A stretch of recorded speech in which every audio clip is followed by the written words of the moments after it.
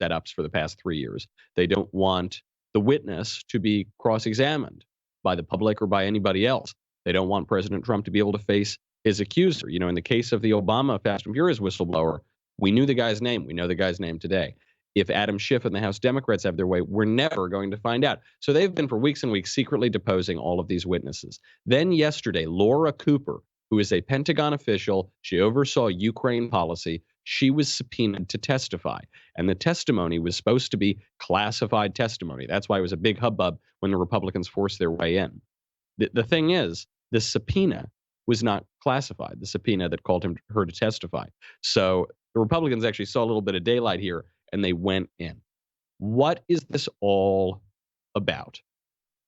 Is this about Ukraine? No. Is this about Joe Biden?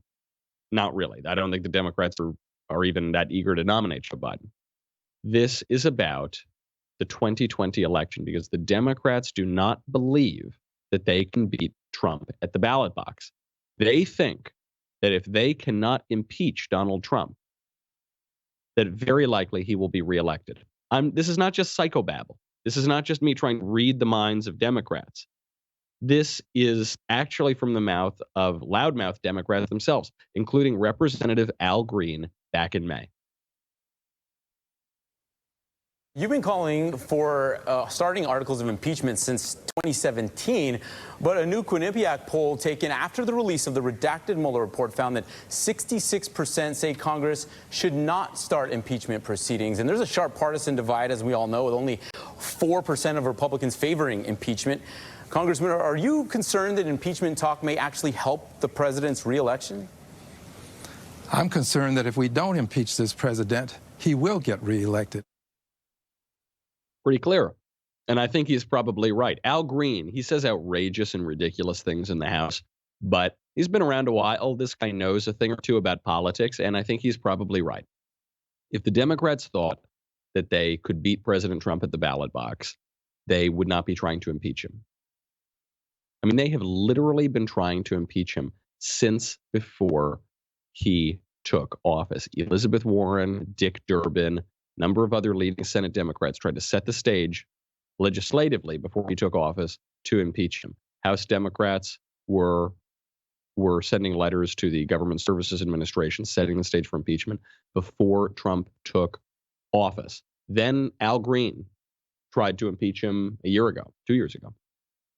They've just been trying to do this because they're initiating an impeachment in search of a crime.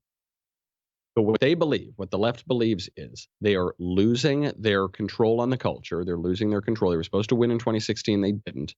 And so they've got to overturn that election by any means necessary. And at least some guys like Al Green are very radical, but they're willing to say what they mean. So if we are now at the point in this country where the legislature run by a different party is willing to overturn the results of a presidential election, what does that mean for the future of our country?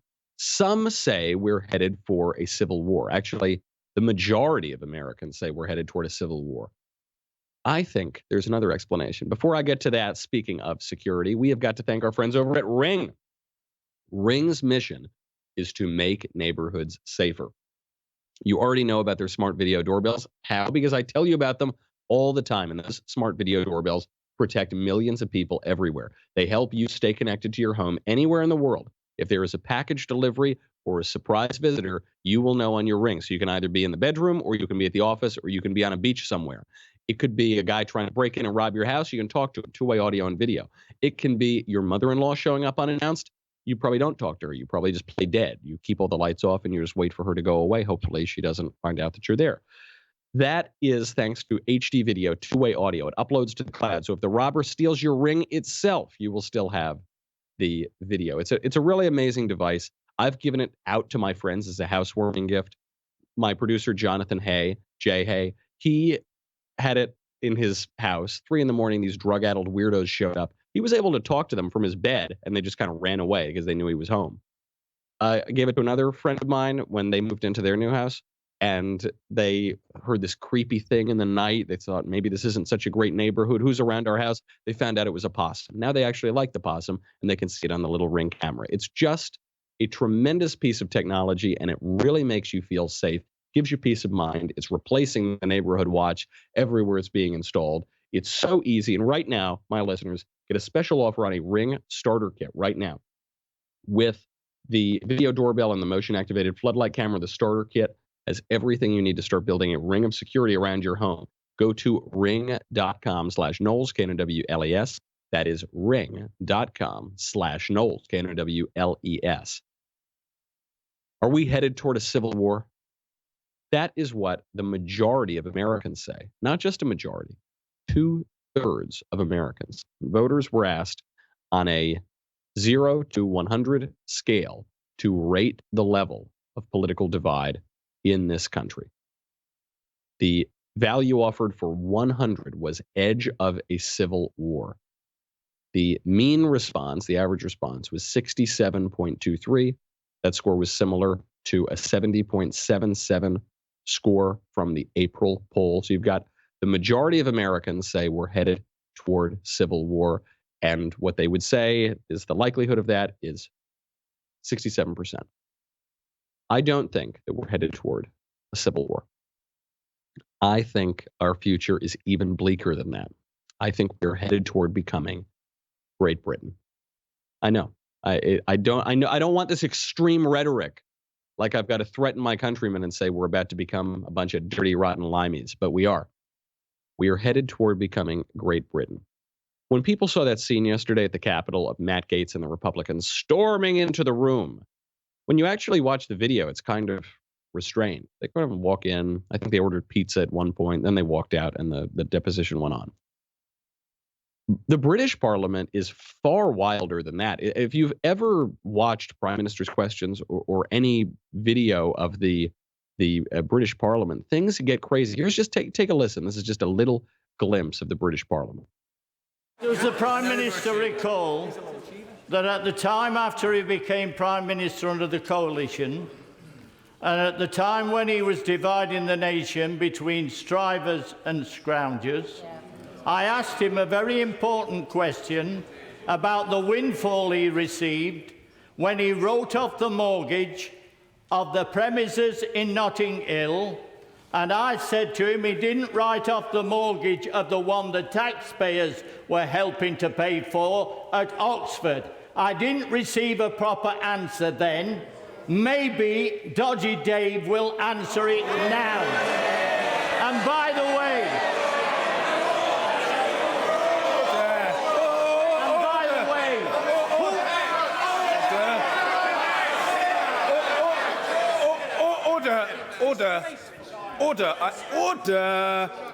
Order. I love that. That's not like that was just members of a crowd. That was members of parliament. And they're all yelling, yo. And the guy sounds like he's Trump, Dodgy Dave, Crooked Hillary, Sleepy Joe. So I think we're headed in this direction. And that's a terrible thing. That's a terrible idea because we don't really have the history, the roots, the tradition, and the kind of cultural similarity that the Brits do to pull that off. You know, at least the Brits, in the 1 minute, they can be screaming and yelling and angry and order. And then the next minute, they can be making jokes about that, which they often do. Americans are a little more earnest than those Brits, and we're more diverse, and we're much more bound up by our Constitution and by our shared experience here than we are with just the incredible length of history that the British people have. So I think probably I guess it's better than civil war if we become Great Britain. But there is a fear here, too. We did become very disorderly before the Civil War as well. I guess it can go one of two ways. We can either become the yelling parliament and say, order, or we can start shooting each other in fields in Gettysburg. Hopefully it's the former. Let's not forget, right before the Civil War, there was a lot of strife in the legislature. There was the caning of Charles Sumner, where Representative Preston Brooks, the Democrat from South Carolina, used his walking cane to attack Senator Charles Sumner, who is an abolitionist Republican. And he nearly killed Sumner. It's not like he just whacked him once on the back. He nearly killed the guy. So are we heading toward that Civil War? I'm skeptical. You know, the Civil War involved a very serious moral question. Are we debating moral questions right now? What is the moral question we're debating? Are we debating the phone call to Ukraine? Is that a serious moral question? possibly withholding U.S. aid to Ukraine unless they investigate their relations to the Obama administration. That's not a serious moral question. So directly, we are not debating that. There are, however, serious moral questions boiling below the surface. Abortion. We kill 1 million babies a year, and we've been debating it for 50 years. It's boiling below the surface. The nature of sex and gender. What that means for child abuse, if we're going to pump little kids full of hormones and block them from going through puberty. So those big questions are there. We're just not talking about them directly. We don't have either the moral clarity of the abolitionists. We don't have the local attachments of the secessionists. We don't have a serious debate. So I don't know that we're headed towards civil war. I think we're going to become Great Britain. That's a very bad thing, because impeachment will run roughshod over the executive branch. And what it will do is create more or less congressional supremacy, just like you have parliamentary supremacy in Britain. This is not good. Our framers of our Constitution, our founders, considered that. They said, should we just make Congress the main branch of government? And ultimately, they said no. And they wrote about this in Federalist 65. Alexander Hamilton wrote this. And he dealt with the question of impeachment. If you give the Congress too much power in impeachment, then the executive, the president, will just sort of be a puppet to serve at the will and the pleasure of the Congress. So what Hamilton wrote in Fed 65 is, quote, a well-constituted court for the trial of impeachments is an object not more to be desired than difficult to be obtained in a government wholly elective. The subjects of its jurisdiction are those offenses which proceed from the misconduct of public men, or, in other words, from the abuse or violation of some public trust. They are of a nature which may with peculiar propriety be denominated political, as they relate chiefly to injuries done immediately to the society itself. In other words, you're not going to impeach a president because he jaywalked 20 years ago. You're not going to impeach a president because he has unpaid parking tickets. You're going to impeach a president for the acts that he does that violate the public trust, that are political.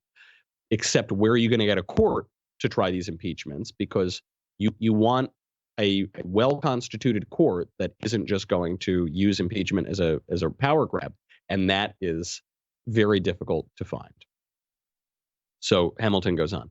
The prosecution of these injuries, for this reason, will seldom fail to agitate the passions of the whole community and to divide it into parties more or less friendly or inimical to the accused.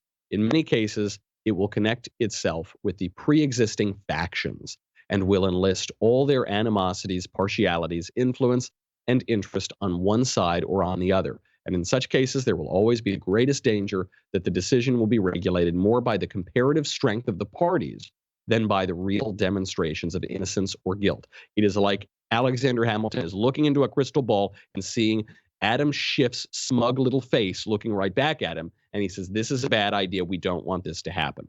So they ultimately decide, is it going to be tried in the House? Is it going to be tried in the Supreme Court? And they ultimately decide on the Senate, not because they think the Senate is some great body. They just think it's the least bad body of all of them to try it. So Hamilton goes on. He says, quote, where else than in the Senate could have been found a tribunal sufficiently dignified or sufficiently independent?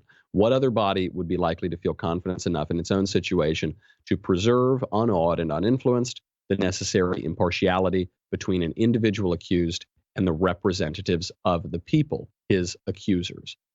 So Hamilton and the founders and framers feared this. They did not want a sort of parliamentary supremacy, the supremacy of the House of Representatives over the executive.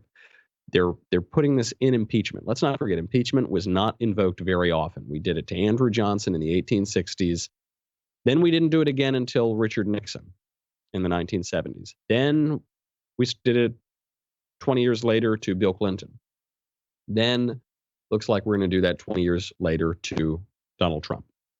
The speeding up of that means that you are getting the Congress to more or less treat the president like a prime minister, just as someone who is serving when he wants to serve them. And actually, on that point, it's important to note that Hillary Clinton might run for a third time. This seems like it only affects the 2020 election, but it actually affects the direction of our whole government, because what you're beginning to see is permanent leaders of their parties who come into office and out of office and then go back into office again. They're nominated, then they lose, then they're nominated again, and they just have a sort of semi-permanent control over their party. Here's Hillary's, one of her top advisors, Philippe Rines, going on Tucker Carlson's show and more or less saying she's seriously considering running for president. A man who has served for decades as one of her closest aides, Philippe Rines. Philippe, great to see you tonight. You too, Tucker. So I'm assuming what I just said and what we're hearing is true, that if she thought she was the best position to beat Donald Trump, she'd get in the race. She's not. I would take issue with the Macedonia part, but other than that, she ran for president because she thought she would be the best president. If she still thought that now, if she thought she had the best odds of beating Donald Trump, I think she would think about it long and hard. I know. So she's not. She hasn't foreclosed the possibility. I guess she has not. That's what I'm saying.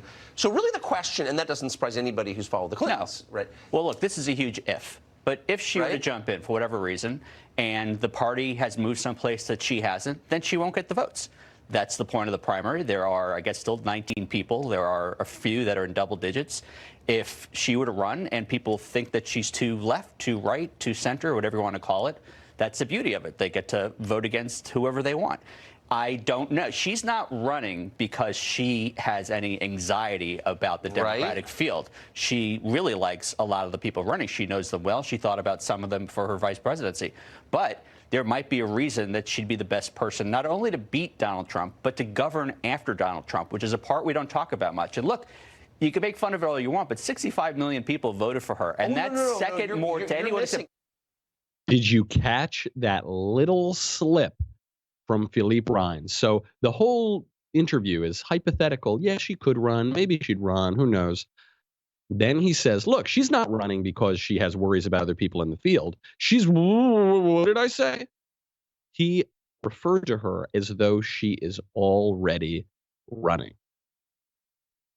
And anybody who's ever followed the Clintons knows the Clintons do not go away. In the event of a nuclear holocaust, the two survivors will be the cockroaches and the Clintons, all right? They just survive political scandals. She is behaving as though she's running. She's on this book tour now, which is more or less putting her on the campaign trail. She's talking like she's running. She's sniping at other candidates like she's running. And she's sending her advisor on one of the biggest news shows on cable to tell people in the present tense that she is running. And say the reason she's running is not that she doesn't like these other candidates. It's that, oh, whoops, oh, did I say that? This is probably the clearest sign yet that we're becoming Great Britain. Before we get to that, we have to thank our friends over at We the People Holsters. It is very, very important to have a good, reliable holster for your firearm. You go, you invest money into your firearm. The firearm is designed to keep you and your family safe. You clean it, you take it to the range, you're all ready to go. And then you buy some cheap holster that's not going to fit your firearm that well. That doesn't make any sense. Make sure that you get the best. You can get the best from We the People holsters starting at just $37 to get custom-made holsters right here in America. Their designs are made in-house. They even have their own 3D design team, which measures every micromillimeter of their guns to ensure the perfect fit. Their unique and intuitive design allows for you to easily adjust both the cant and ride of your holster so that it will fit comfortably and securely at all times. These are really, really high quality. They fit your gun perfectly, just like a glove, and they have really great designs. I also love that they're designed and made here in America. That just adds to the whole ethos of the thing. But most importantly, I like the functionality because they fit your gun so, so well. Go to wethepeopleholsters.com/Knowles, Knowles. Get yours today. Every holster ships free and comes with a lifetime guarantee. Enter the code Knowles, Knowles. Receive an additional $10 off your orders. Now you're looking at, $27 to get a real top-of-the-line holster. It's an incredible deal. Defend the Constitution and support a great American business. Satisfaction guaranteed. wethepeopleholsters.com/Knowles, Knowles. Offer code Knowles, Knowles. So you got Philippe Rines going on TV saying Hillary's running. You've got a New York Times op-ed also raising the prospect of Hillary 3.0. And that came out, that certainly came out with the push of the Clinton team. Nothing happens by accident in the New York Times, and nothing about the Clintons happens by accident either. This is a parliamentary process. Remember Winston Churchill. Winston Churchill was the prime minister 1940 to 1945. And he gets kicked out of power. Then he returns as the prime minister in 1951 to 1955. This is what happens in parliamentary governments. You have long-term leaders of parties, and when the party comes into power, then the leader of that party generally becomes the prime minister. That's the direction we're headed in. We shouldn't do that. This happens when people mistakenly believe they want to become more democratic. So they say, yeah, if we want to be more democratic, then the institution elected by the people should dominate the whole federal government. The founders considered that. They thought it was a very bad idea. We have the most brilliantly constituted republic in the history of the world. We have an incredible and delicate balance of powers and a separation of powers that has allowed our country to thrive. A separation of powers between the three branches of government, the legislature and the judiciary and the executive. This corresponds, just to show you how brilliant our founders were, this corresponds to the tripartite soul. This corresponds to the three aspects of our soul: the logos, the ethos, and the pathos. So the sort of emotional part, the part that responds to feeling, the pathos, that would be represented in the legislature. The sort of raw, pure, unadulterated, logical part is represented in the judiciary, the logos. And then the ethos, the spirited part of the government and of our own persons, is represented in that executive, who is the spirited part of the country. All three. Now, do they work perfectly? Of course not, because it's a human institution, but they've worked very, very well. We then also separate powers from the federal government to the state level to the local level.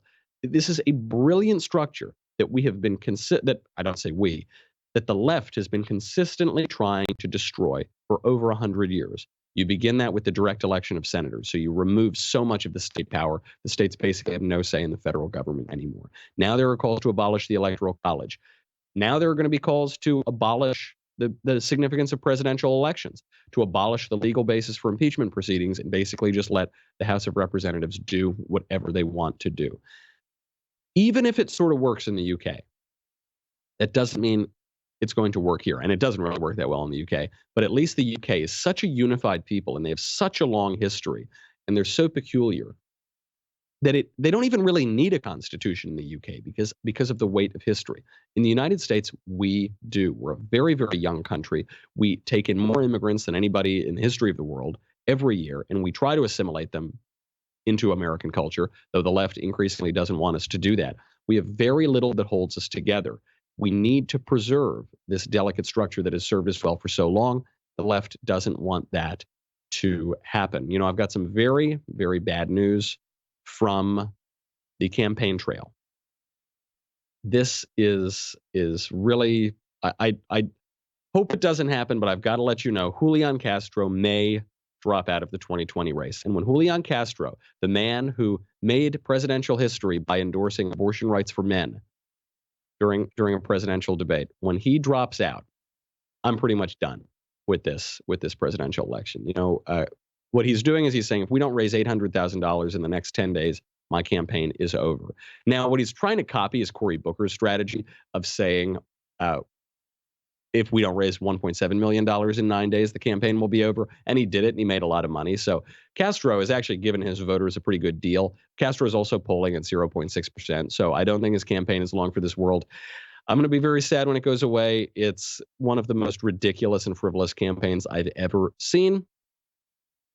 So we wish him well. I don't know, maybe I'll donate just to keep him on that debate stage. We have got to get to one amazing little clip from AOC trying to grill Mark Zuckerberg, doing her best Charlie Day impression from Always Sunny, and some actually pretty good news out of Syria. Then we got the mailbag, but first I got to say goodbye to Facebook and YouTube. Head over to dailywire.com. $10 a month, $100 for an annual membership. And by the way, you get access to some of the greatest fashion in the entire world. I am telling you right now today, as we face down cancel culture, as we face down the left censorship and nonsense, you can head over, whether you're a subscriber or not, you can head over to the Daily Wire store at Amazon, and you can get this sweet-looking, fashionable, cool, and hip cancel culture t-shirt. I will be your model. How about that? How great does that look? I should go on a catwalk or something. Head on over to dailywire.com. Head on over to that Amazon store. We will be right back with the mailbag.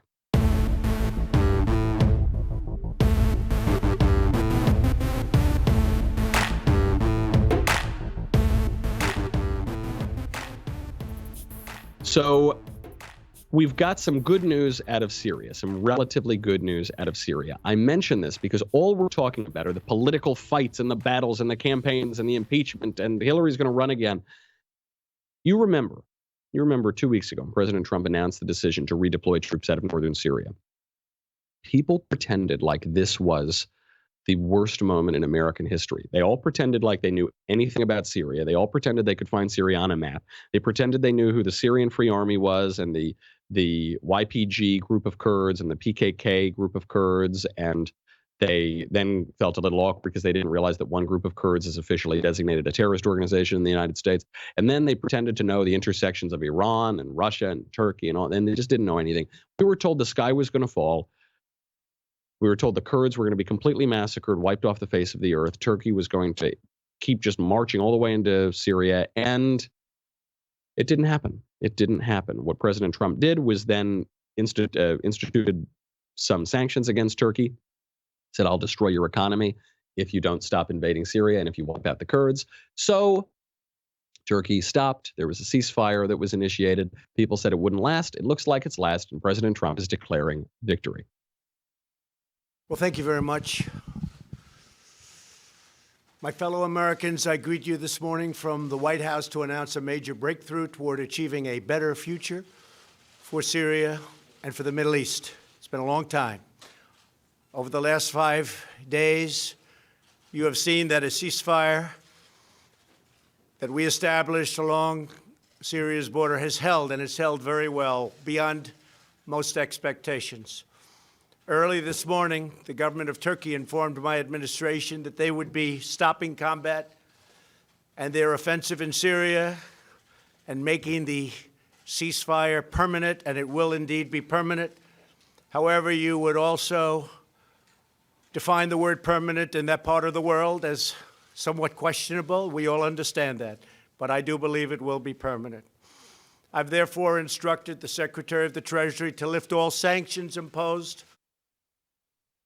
Okay, he goes on. There's a lot more to it, obviously. But what happens at the end of this Syria decision? American troops are still in the country, though they've redeployed out of that area. No Americans have been killed, and the fear was that an American might be killed, even as a tripwire might be killed, like Americans were killed in the Beirut bombings in 1983. Turkey has stopped going in. Bashar Assad is basically safely ensconced in power, and now Turkey and Syria and Iran and Russia are trying to figure out what to do with that territory in Syria. What end did you want to this? What end? Because we're also being told this is terrible. Russia wins. Iran, did they win? I don't know. Is it a win to occupy Syria? Doesn't seem like a win. That seems like a big loss for American foreign policy. What's the objective here? Regardless of your answer to that question, if you have an answer, which most people will not, this worked out pretty well, right? No one's going to know that because no one's going to follow the story anymore. All they're going to follow is the 1 week or 2 weeks of total hysteria from the mainstream media, which has now moved on and starts talking about how Matt Gaetz is upending precedent in the House of Representatives. But this worked out fine. And for all of the hand-wringing about Syria, everything worked out relatively pretty well. What this tells us is on these actual policy matters, just take a deep breath. Just wait. Because if you have a little ounce of humility, you will realize that perhaps you don't know everything about Syrian foreign policy, and maybe we aren't headed toward civil war. Maybe we aren't headed toward Armageddon. Maybe the country isn't unraveling. Maybe there is some sort of stability here. Before we get to the mailbag, I have to show you this clip. Take a listen to Alexandria Ocasio-Cortez grilling Mark Zuckerberg. So you have Alexandria Ocasio-Cortez, by her own admission, not the expert. Let's put it that way. Okay, not the brightest bulb in the pack, not the sharpest tool in the shed. Grilling Mark Zuckerberg, one of the most intelligent people on earth. It goes pretty much as well as you would expect. Do you see a potential problem here with a complete lack of fact-checking on political advertisements? Well, Congresswoman, I think lying is bad, and I think if you were to run an ad that had a lie, that would be bad. That's different from it being, in our position, the right thing to do to prevent your constituents or people in an election from seeing that you had lied. So you won't take down lies, or you will take down lies? I think it's just a pretty simple yes or no. Congresswoman, I'm not talking about spin. I'm talking about actual yes, in most cases, disinformation. in a democracy, Okay. I believe that people should be able to see for themselves what politicians that they may or may not vote for So are you saying, won't take judge them their down. character for themselves. So you won't take, you may flag that it's wrong, but you won't take it down.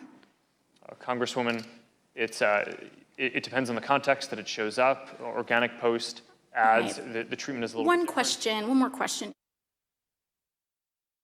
She obviously doesn't know very much of what she's talking about. You could make that statement after almost anything that AOC says. What Mark Zuckerberg could have responded, though, and he was trying to keep his composure and seem like he's being very respectful, that's why he keeps referring to his congresswoman, is she's asking him to censor her political opponents. She's saying, you're not going to take down things that I deem lies in politics. In politics, each side is always calling the other side liars.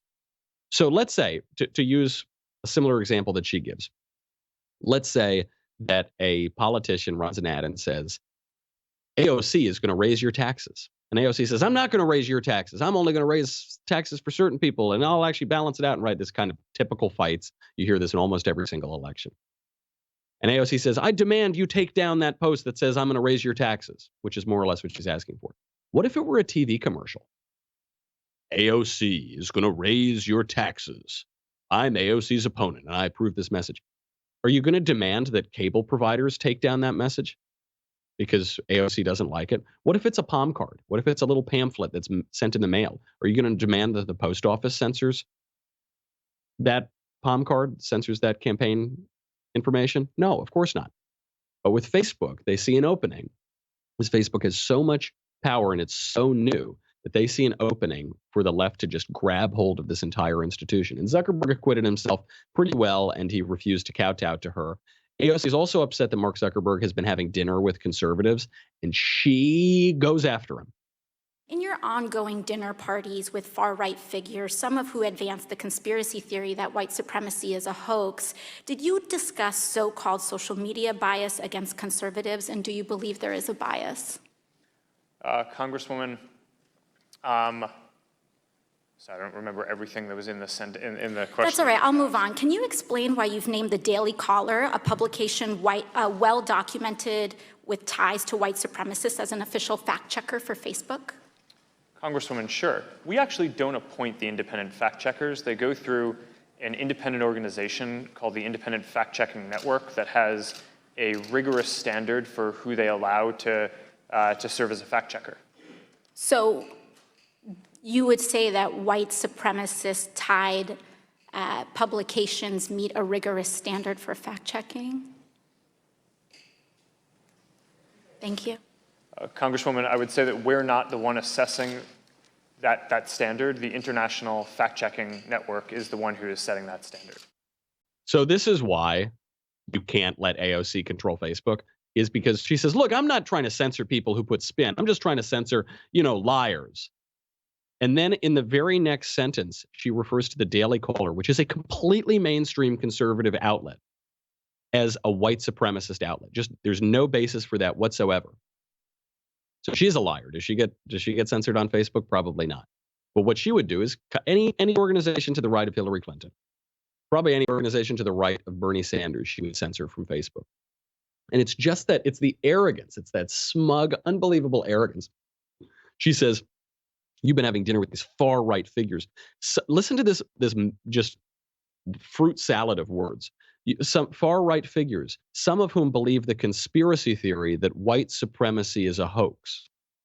So she's saying the premise is our government is white supremacist, that we're pretty much living in the antebellum South. We're living with slaves, black slaves, on the basis of their skin color, and we're living in this, kind of fever dream of leftists. And if you don't believe that, if you don't think we're living in the pre-Civil War South, then you're a conspiracy theorist. That's what AOC is saying. Watching her try to grill Mark Zuckerberg did remind me, I think this was actually a reenactment with Charlie Day playing AOC on Always Sunny in Philadelphia. Clearly, you know nothing about the law. It seems like you have a tenuous grasp on the English language in general. Okay, well, filibuster. Do you know what that word means? Yep. No, and with my lawyerings, and all my various, no, not at all. All right, let's get to the mailbag now that we've seen that reenactment of AOC. From Evan. Hey, Michael, being that you have the best hair at the Daily Wire, partially due to Keeps, I was wondering, what kind of hair products do you use? I woke up like this. Also, just a little bit of spray to kind of hold it in place. From Claire. My friend is Christian and will marry an atheist this year. Her fiancé is a wonderful man, and I'm thrilled she's happy. However, since I am a Christian and will be standing next to her for her wedding, I feel like I have a responsibility to say something. Interested to know your thoughts. Thanks. Well, how likely is he to come on over and see the light is part of the question. Another question is, how are they going to raise the kids? If they're going to raise the kids atheists, it's probably not going to work. If they're going to raise the kids Christian and the husband will kind of go along with it, okay, that's a good start. The other question is about the wedding itself. Catholic Church still actually has a fairly rigorous standard for this. They've kind of loosened up rules a little bit after the loosey-goosey mid-20th century. But, in the Catholic Church, marriage is a sacrament. It's not just like something you can do on the beach in your flip-flops. There are a lot of kind of aspects to it because it is a real sacrament. And so there's a long period of talking to priests and doing pre-marriage training, which is called pre-cana. And you're really sussing out a lot of these questions. So the question is, you're a Christian, your friend is a Christian. What does it even mean to be standing next to her? Is this going to be in a church? Well, if the fiance is agreeing to be married in a church with a priest or a pastor, and there's a kind of liturgy to it, and they're saying this is a sacrament before God, then, I don't know, I guess he's probably heading down the right path, and you should encourage him along the way.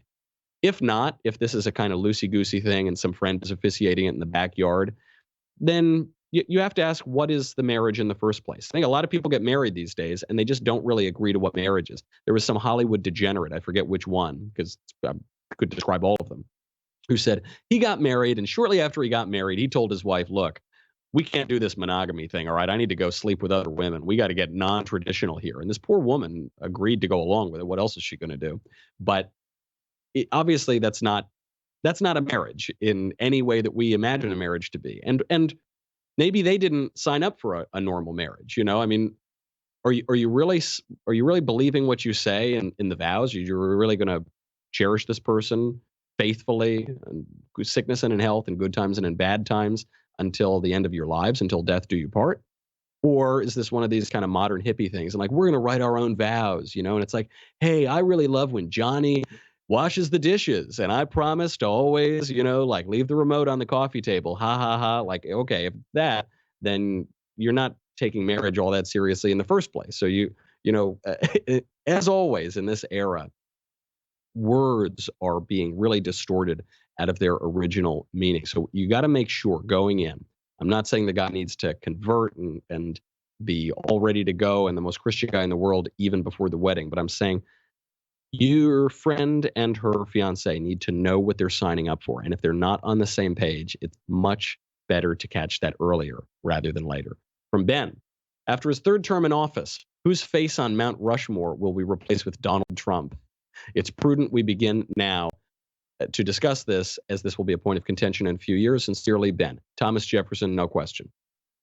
Next question, John. Joe Rogan recently had Richard Dawkins on his podcast. They were discussing Christianity, specifically with regard to miracles surrounding Jesus. Mr. Dawkins promoted the idea that other than the resurrection, sophisticated theologians believe that all other miracles are either metaphors, didn't really happen, are not important, or symbolic.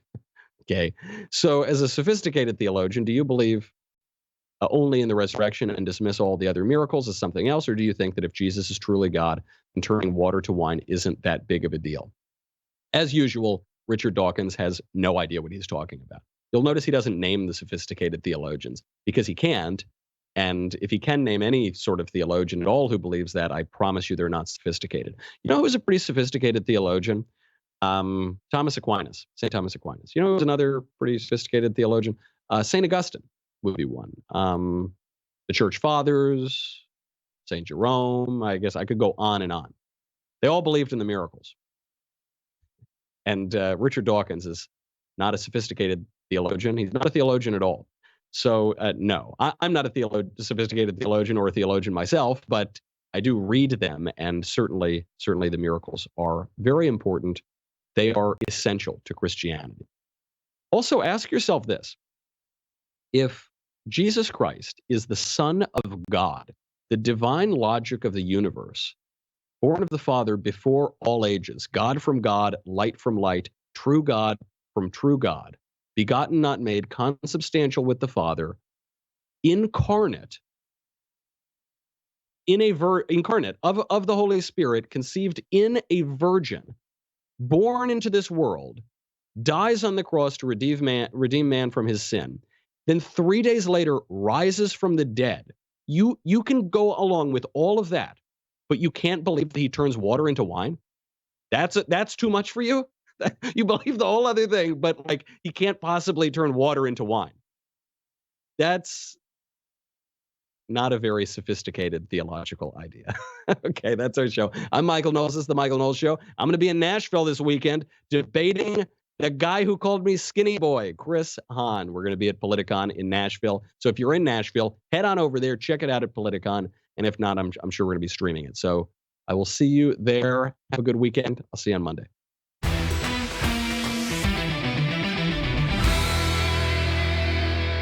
The Michael Knowles Show is produced by Rebecca Dobkowitz and directed by Mike Joyner. Executive producer, Jeremy Boring. Senior producer, Jonathan Hay. Our supervising producer is Mathis Glover. And our technical producer is Austin Stevens. Assistant director, Pavel Wydowski. Edited by Danny D'Amico. Audio is mixed by Mike Coromina. Hair and makeup is by Jesua Olvera. And our production assistant is Nick Sheehan. The Michael Knowles Show is a Daily Wire production. Copyright Daily Wire 2019. On the Matt Walsh Show, we're not just discussing politics. We're talking culture, faith, family, all of the things that are really important to you. So come join the conversation.